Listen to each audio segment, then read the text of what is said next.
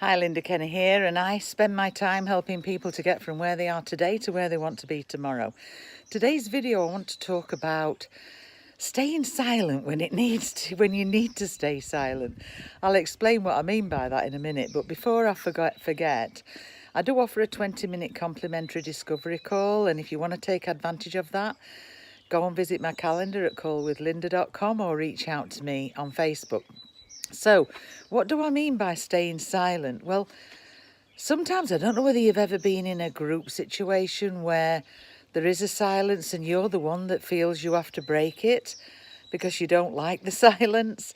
And it's very tempting, and I've been so guilty of this in team meetings, in board meetings, in any kind of group environment. I've always felt I'm the one that's had to fill the silence. And of course, it's got me into all sorts of trouble. I don't know whether it has you.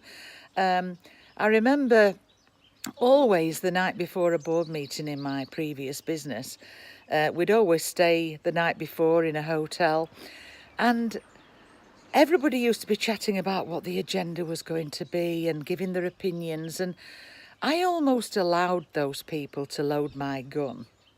And so when it came to the actual meeting, and I'd open my mouth and say something that had been discussed the night before, I all of a sudden found I hadn't got any support, and I was the one that was shooting my mouth off, and nobody was supporting it because they were afraid to step into the mire, if you like. So I learned a hard lesson there. But the other thing is, when we're keen to speak and say what we want to say in other kinds of environment, then what happens is we're thinking about what to say before that person's finished talking. And what that means is that we haven't really listened.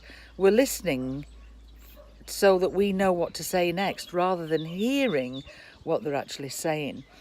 And when I coach my clients in high performance, I talk a lot about influence. And one of the best ways that you can influence and inspire anybody is to stay silent and to actually listen to what somebody's saying to you. It is so powerful. And if you listen to somebody really well like that, they see you as somebody who really values what they're saying. Now, my first example, that was the absolute opposite. But I'm trying to think of different scenarios where you can actually stay silent rather than chatting all the time. And that can be in a business environment, it can be in a family environment, or just a group or with your team, whatever. So have a think about that. Have a think about, do I have to be the one that breaks the silence all the time? Anyway, I hope that's just helped giving you food for thought. As I said earlier, I do offer a 20-minute discovery call that's complimentary. Reach out to me on Facebook or go to my calendar at callwithlynda.com.